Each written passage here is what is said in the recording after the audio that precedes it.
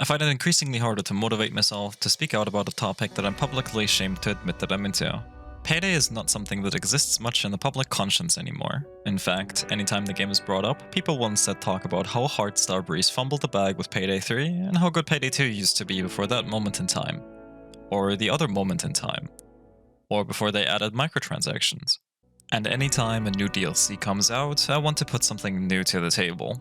I want to mention the things that it does that I enjoy. I want to talk about how it sets itself apart from the other things the game has to offer. I want to talk about the good parts, acknowledge the bad, give criticisms and feedback, not in the hopes that it reaches Starbreeze, but just as a means of venting my frustrations and hopefully putting a voice to the negative opinions of the rest of the community. In doing so, I feel like players might get a bigger idea of what's wrong with the game, which in turn feeds conversation in the community and might ultimately reach a developer or two, before probably being shut down by management anyway.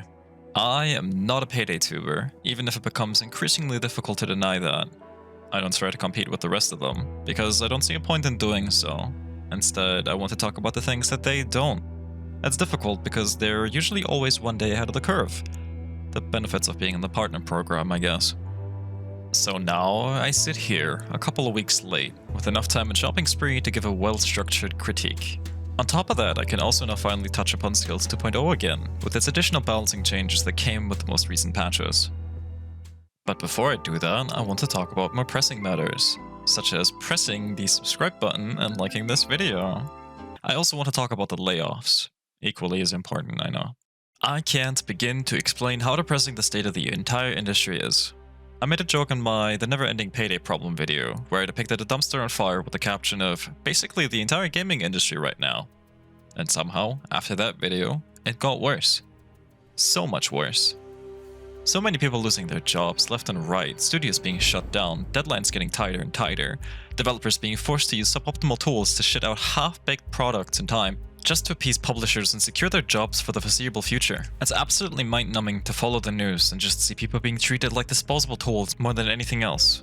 This brings us back to Starbreeze and the shutdown of the Parisian office, as well as the multiple waves of layoffs on top of additional cost-cutting measures. Which brings us to the face of the company. One of the least likable pieces, with the AI-generated avatar on LinkedIn, the corpo talk, the inability to be blunt and honest at the public. This week, I shared internally with our teams that we're making necessary changes to our organization. This comes as our collaboration on an external project reaches completion. These changes affect very talented colleagues across several teams. I want to emphasize that the people behind our games bring real care, creativity, passion, and dedication to their work. Making games takes commitment and heart, and their contributions have been invaluable.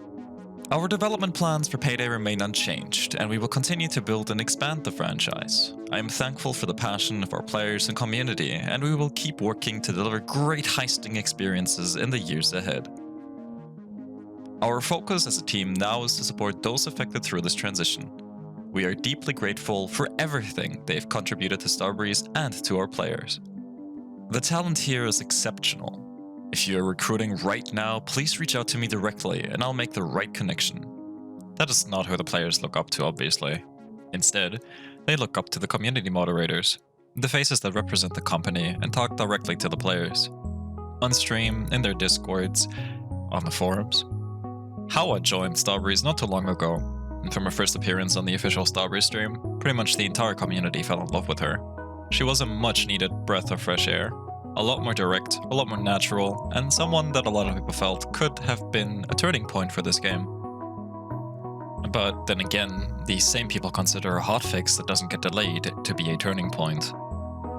That doesn't matter. Howa was a perfect fit and treated the community with a lot more attention and respect than some of the other people that were streaming, which more often than not treated the audience like children, and even infantilizing them. Every gaming community has this one face or one name that people low-key worship or despise, like a deity. One that people pray upon for good fortune, or wish curses upon after a bad gaming session. Starbreeze had one of those for the longest time, both in the negative times, but also in the positive. Almir was a huge key part of this, being the butt of many jokes, but towards the later end also enjoying a lot of good times. Well, when he wasn't getting his words twisted by the same community that revered him. Now, if Elizabeth, one of the last key remaining faces that people talk about, was to leave, who would be left? the CEO? There's no way in hell, right? With all of this out of the way, I guess it's now time for me to actually talk about the rebalancing and the heist itself. Thanks to Item, by the way, for buying me the DLC. I appreciate it a lot. The heist itself features some incredibly piss-poor writing, which has been a staple for this game seemingly, with marketing material featuring banger lines such as, "If you fuck this up, I will use my gun to kill you." Jesus. Is that clear enough? Yeah, that's, and So the illegal drugs are this way. Let's go. this piss-poor writing is then followed up by incredibly lackluster placement of cover, which once again makes this heist a chore to play through, especially with cops and specials having perfect accuracy, which is only countered by bringing dodge skills, which end up being a requirement of sorts unless you enjoy micromanaging your resources. You're shut off from one half of the mall unless you buy a favor, so there's randomization of some sort going on here. If you do pick the favor and go for all loot, you'll be there for a long time, with money not having much of any worth. There's no real reason to do it unless you love punishing yourself. The good elements in this heist are the fact that there's slots to steal, and the bad elements in this heist are how you steal them. That's my summary of Shopping Spree, which gets a solid 6 out of 10 from me. The best one of the post-Year 1 heists, unless you include Diamond District to be part of Year 2. Diamond District does what Shopping Spree does, but better, with more cover, way more team play opportunities, and a price tag of free. Now, onto how Skills 2.0 feels post-update. The lack of certain skills returning from the previous system, such as Clean Slate, paired with now incredibly stupid and questionable enemy health and armor buffs, makes this game less fun than it ever was before. The only thing I can bring myself to say is, the most effective way to kill a bulldozer is by shooting him in the chest.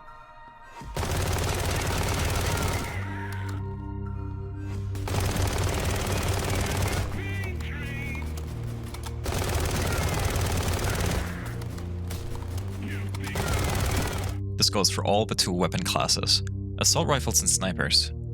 For assault rifles, don't even bother. To kill a dozer you need at least 3 magazines. For sniper rifles, don't even bother. The time it takes to kill a dozer in the head with a sniper rifle is about on par with killing 15 dozers with an SMG. Absolutely abysmal dog shit. I think that it's extremely apparent that, for how passionate I am, I'm equally as frustrated and disappointed. I've watched my favorite game be slaughtered, desecrated, dragged through the mud, and then graciously revived by a studio that had no involvement with it, multiple times, before tugging me by the heartstrings to drag me along for a rollercoaster of emotions that's made me age by at least 15 years. Following Payday 3 news is like stabbing yourself with a rusty needle over and over again for fun.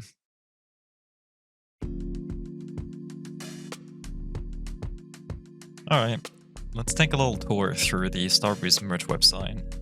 For starters, we've got a Teddy Moore Freedom Heister limited shirt. The design isn't very inspired. I'm sure this was made by a real person, but the thing is, once you start using AI once, it becomes increasingly difficult to trust that they've ever hired artists for anything else in here. 25 euros, tax included, plus shipping.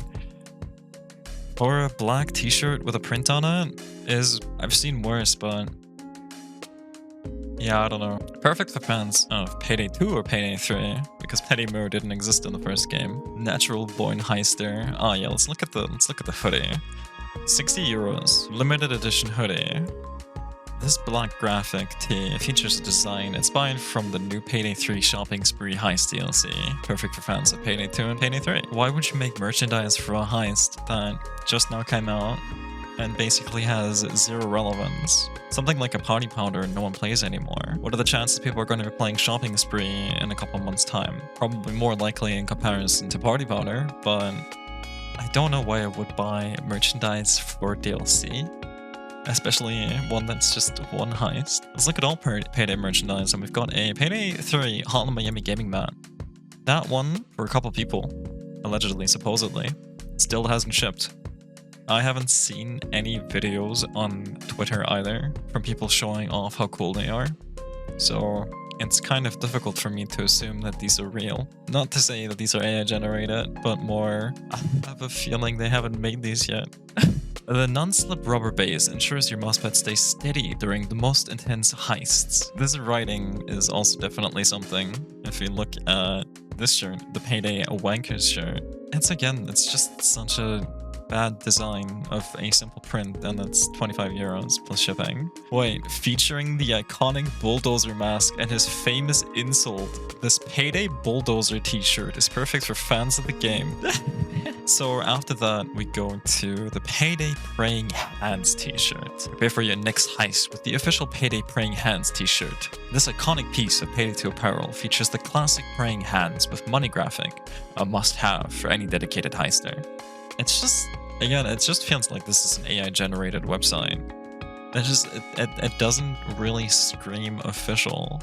Obviously, some of this art, specifically this Payday Little Dallas t-shirt, was made by Angus Burgers, a pretty prominent figure in the community. And then the description says, show your love for Payday's most iconic heister with the official Payday Little Dallas t-shirt. This premium gaming tee features a unique, playful cartoon design of Dallas himself, made from a soft, comfortable fabric. This top is perfect for everyday wear. It's the ultimate Payday character t-shirt for any fan of the series. Represent your favorite character in styled, exclusive piece of Payday 2 Dallas apparel from Starbreeze, a must-have for any dedicated gamer's wardrobe. I just don't understand who writes these things. Let's look at the posters. Let's look at the Payday 2 poster, as it says right there. It says Payday 3 at the bottom. It's got Pearl in it. I mean, they're all wearing their Payday 3 suits. I don't know what this says. Payday 2 poster. A must-have piece of Payday 2 wall art for any true fan. This print features the entire Payday gang assembled before a bank vault. It's just an AI-generated description. This does not scream confidence. Then yeah, you've got a poster for the Juicy car. For people that really like the one gun from the game. Which I find incredibly mind-boggling. Let's look at the Payday camera hoodie. Also, $60. And the design is basically just a black hoodie with the camera icon right here. The official Payday camera hoodie is a must-have for fans of thrilling heists. If you go to this one, you've got the Payday 3 logo on there, also $60. It's just, I'm not sure how the quality is, but looking at these pictures, I do not feel inclined to pay $60 for something like that. So, be it outsourced to people who have no idea about the company or game, or unironic use of AI on the storefront, it's extremely apparent that something's lacking here. Passion, not just the human element. When I say that Payday 3 is now in its least fun state ever, I mean that, with all the supposed upgrades and all the content they've since added. Which, to be fair, isn't very much. That being said, at least there's a peer-to-peer beta coming up as of writing the script. So I guess that's one way towards ensuring the service won't inevitably shut down at some point in the future when the company goes under. This also means Epic Online services will probably be integrated into the game, as to allow multiple platforms to easily pair up and connect with each other without much problems. I would say I'm looking forward to the future ahead and what else this game is going to bring to the table, but I've also come to the realization that I should probably branch out, not just with the games that I play, but also the games that I make content on. So, if you enjoyed my ramblings and want to support me, then again, please do leave a like and subscribe. I plan on making more videos about a plethora of topics, just like the last one, which was on Grand Theft Auto 5 and its missed potential. If that sounds remotely interesting to you, please go check it out. It would mean the world to me. As much as Payday means to me on an emotional level, I started making videos for fun and self-fulfillment. I've been burnt out on Payday, and seeing as it's the main thing that I was doing, which was bringing me crumbs of success, I felt pushed into making more videos on it. With that GTA video though, I've noticed that I'm still able to branch out and try to do other things, to make sure I don't burn myself out, but also to make sure that I can show my whole personality, and not just let the content speak for itself.